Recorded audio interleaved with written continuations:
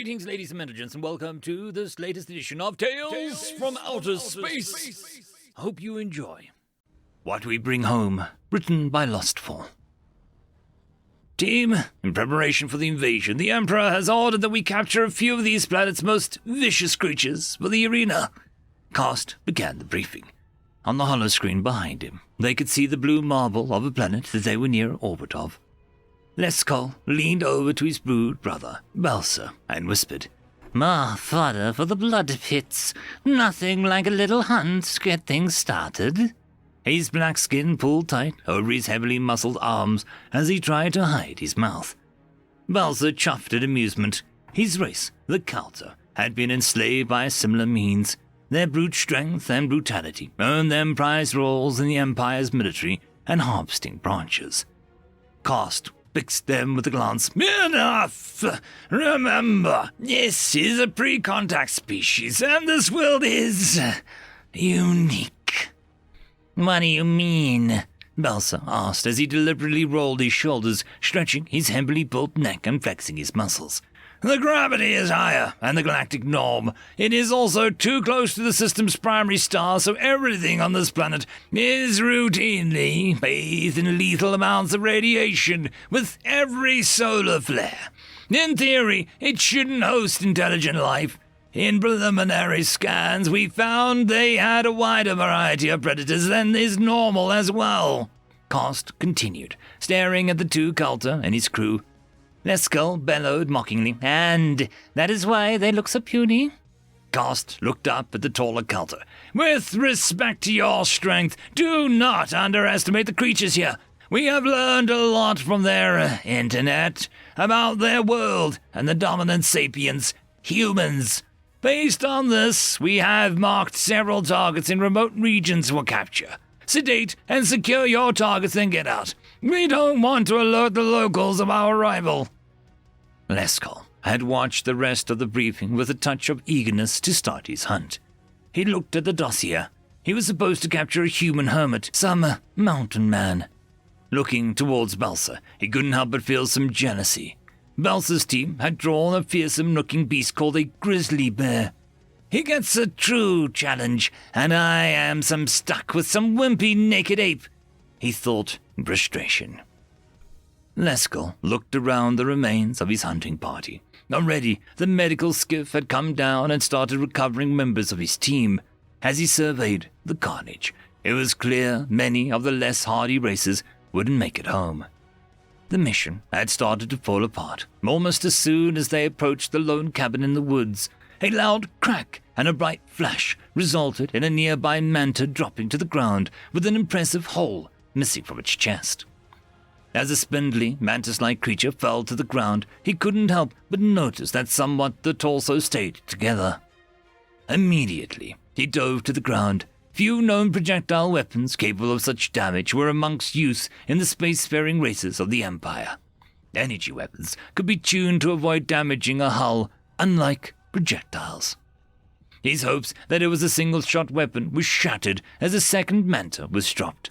Even from where Leskol lay in the cool grass, he could see the injured creature's shattered carapace and hear its pained hissing and squeals. It was doomed without a healing tank. Those carapaces, for all of their strength, could not be repaired before the creature would die of fluid loss. Even if they could, the internal bleeding would still end them before medical treatment could help. "Full power on your stunners! We gotta flush the creature out!" Leskol yelled as he ramped his power up. As they showered the primitive structure before them with energy rays, he felt a grim satisfaction as it caught fire. Before long, he saw a shadow of their quarry dart out the back. He managed to hit it in the back as it fled. The howl let loose sent a thrilling shiver through him. Taking time to regroup, he couldn't help but notice that, despite the howls of pain, it didn't stop moving. A fact that confused the Kalta. At the power, the creature should not just have been stunned, but actually injured. He could even smell fur burning from his sit. He had no time to ponder this, though, as the quarry had fled into the old-growth forest ahead of it. He could hear the chittering of the insectoid manta near him. Clicker, or something like that.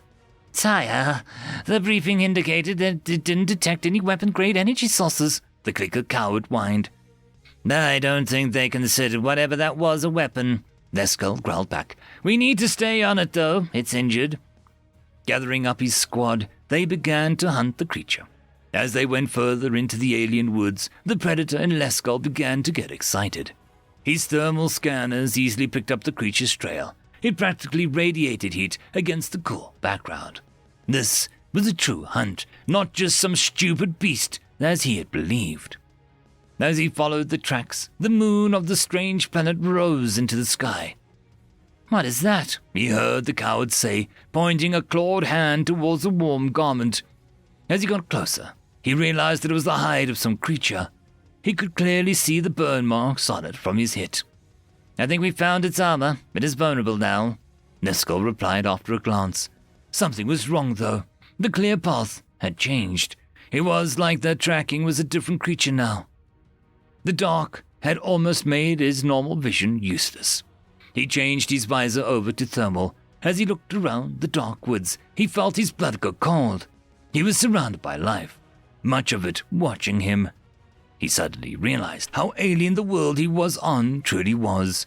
On most planets, creatures instinctively fled a predator the size of Leskull.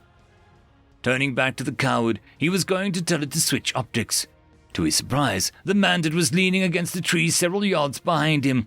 What are you doing? We're still hunting, Neskull started, before realizing something had torn the head off of it.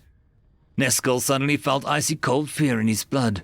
The silence was suddenly shattered by a blood-curdling howl as the beast exploded into the midst of his squad. As he whipped around, he caught a glimpse of something he would later describe as a beast grabbing the Earth-sign Boris in his squad.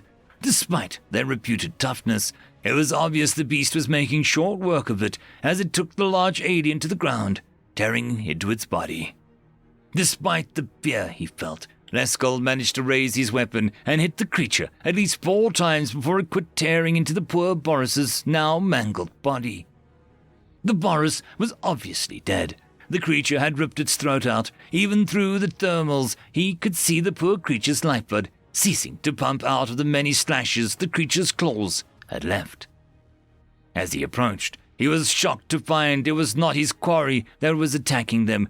It was a monstrous creature that vaguely looked like the wolves he had seen on one of the dossiers. It just seemed larger than he remembered. It wasn't moving, the burn marks clearly glowing in the thermals. It looked dead, but Leskull wasn't feeling so confident. Keying his communicator, he called the extraction team. He had bagged prey, even if not the right one. As he heard the skiff coming in, he made the mistake of looking up towards it. What happened next was a blur as the creature suddenly was very much alive and upon him. Before he backed out, he managed to fire another round directly into its face. As darkness overtook him, he could hear that haunting howl. Leskull awoke with a start. He was in the medical bay in a healing tank. He's gasped as he jerked back to the consciousness. Injuries were common among those who captured monsters for the Empire's arenas, but that doesn't fully prepare you to be the recipient. What happened to me? Did I survive the hunt? He briefly wondered as he remembered the beast that had tackled him, a creature that seemed all hair, claws, and teeth. The ship's medic seemed to finally note his awareness as he looked down at his black, leathery side. Scars covered it where the beast had mauled him. Looking at them, he couldn't help but wonder, how am I still alive? Looking around the medical bay, he could see a number of the chambers were occupied. The other hunting parties had not fared well either. As he looked out of the liquid that he was suspended in, he could see the medic signaling him that he would be in this tank for a while longer. Though heavily distorted, he could hear the thrum of the engines of the ship as they accelerated away from that hellish world that they had gone to. He felt a touch of panic as he thought, did they manage to capture that demon?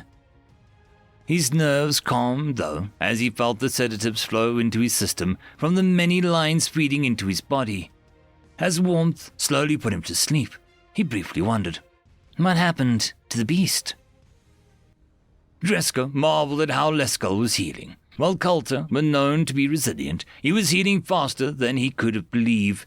When the ground crew had dragged his body onto the ship, he was almost certain that he wouldn't make it. Looking at his charts, he couldn't help but marvel at how the culter had come in with broken bones, severe lacerations, and bite marks where the creature had mauled it. Still not knowing what the creature was, he almost couldn't help but hope the ground team failed to capture it. The culter race were 3-meter-tall reptilian creatures known for their strength and viciousness. Anything that could tear one apart like that he didn't want to see. As he then looked around the rest of the patients, he felt grave reservations at the Empire's plan to enslave this planet. In addition to the obvious injuries, he was also treating a full complement of biological and viral infections among the ground crews lucky enough to return. As he began his report on the casualties, he was already debating how he could convince the Empire this world warranted a full quarantine. Lesko awoke from a dream. Around him, the ship's red klaxons were flashing with only emergency lights on. He was disoriented. His dream had been running through an old-growth forest, hunting creatures desperate to stay away from him. As he looked around, he felt fear creep in. The only solace he took was in the fact that he could still hear the thrum of the ship's drives. Feeling weak, Lesko stumbled from the corner he awoke in. In some part of his mind, he realized that he was very alone and in danger. He needed to understand what was going on. He couldn't remember when or how he'd gotten out of the tank. As he stumbled into the hallway, he could see the remains of the crew. It was obvious from a glance that it had been mauled. He felt his stomach sink, seeing the large rents in the body from the creature's claws. Those fools brought it back! Suddenly, Lesko was all too aware of his own nakedness. He was acutely missing the feel of his rifle and gear as he salvaged what little he could from the corpse. Finding a pair of pants that barely fit him, along with the stun stick, he set off. He could feel his panic setting in as he remembered the vicious creatures that had savaged him. Silently, as he could, he began to make his way down the hallway towards the bridge. If anyone was still alive, he knew that he would find them there. As he got closer, he saw more marks of the beast. Claws had ripped door controls from their housings to trigger them to open, and even more bodies. He spent enough time gathering what equipment he could before moving on. He made a point of not looking closely at their wounds, already knowing the vicious nature of the damage. He managed to scrounge almost a full set of clothing, but still nothing more than that stun stick. A beast had obviously gotten loose and savaged everything it found, and somehow the stun stick felt completely inadequate. In one room, he found the remains of the ship's elite guard security detail. He salvaged a weapon here, despite the carnage demonstrating its pointlessness. He was beginning to fear that he was alone on the ship with his monster. A couple of times, he felt like he was being watched. An occasional move in the shadows told him that it wasn't his imagination. But every time he looked, whatever he had spied was already long gone. As he approached the bridge of the ship, he could see what it sealed. His panic already caused him to breathe heavier than he had ever done so since being a pup. The door was heavily scarred from the creature's claws as it apparently had tried to get in. The communicator at the door suddenly keyed, causing him to jump back. "Holy goddess, is that still a living one out there? Quick, open the door!" he heard from it. "It's clear, damn it. I can't see that beast. And it has a rifle. Maybe we can finally get out of here." The unknown voice could be heard arguing with someone else. As the door opened, Lesko was surprised to see 4 crew members and the captain remaining. The captain was a mentor, a lesser noble given the honor of running a collection ship. The rest were a motley assortment of vassal races. He was relieved to see Belsa was amongst them. "Brother, what happened?" he croaked, his voice still suffering from long disuse. "The monster got loose," Belsa said as he stepped forward to embrace his brood brother. Lesko could feel the degree of relief and see the signs of fear on his brother. "All of them, it appears." "How injured are you?" the captain suddenly demanded. He was looking at Lestal, but his hand hung over his plasma pistol. Looking down, Lesko realized how badly he looked. He was wearing mismatched uniform pieces, each covered with lifeblood of other prior owners. Raising his hand, he lowered his weapon to the floor as he replied, "I was in the medical bay unconscious. I had to get clothes on the way here. I am not injured." As he set the rifle down, he heard the doors behind him close. This seems to placate the captain, as he visually relaxed. "You got lucky. We're back in the Empire space, finally. But we can't risk these creatures getting loose. We aren't going to scuttle the ship with these monsters on it." Leskill was shocked to hear that. He had never even heard of the Empire captain taking this route. "But," he started, but realized looking around that they obviously weren't in control of the ship. "But nothing. We have monsters loose in the ship that we can't match. We don't even know how many or what escaped. We've been in here over a week since it started, and you are the only survivor that has approached that door. We can't risk allowing any of these monsters to escape," the captain replied. The strain of the situation made the Manta look strangely vulnerable. "What about the Empire?" Leskill managed to respond. "I have already put together a full report along with the medical data from before the medical bay quit responding. I even managed to capture some footage before the creature tore out the optical devices. At this point, the only thing left to do is ensure none of these monsters survive. We are going to make a run for the escape shuttles and scuttle the ship," the captain replied with resolve that left no doubts.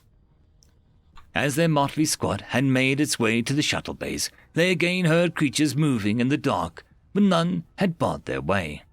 It pulled point as he had a rifle, with Balzer pulling rear guard with the captain's pistol. During the walk, they all remained quiet, as none wanted to attract the monsters in the dark. In the end, it was almost anticlimactic. They made the shuttle with no direct encounters, not to say that they didn't get their share of jump scares as beasts started about in the dark before them, but none loitered long enough to even acquire a shot before they were gone. It was almost as though the creatures were fleeing from them.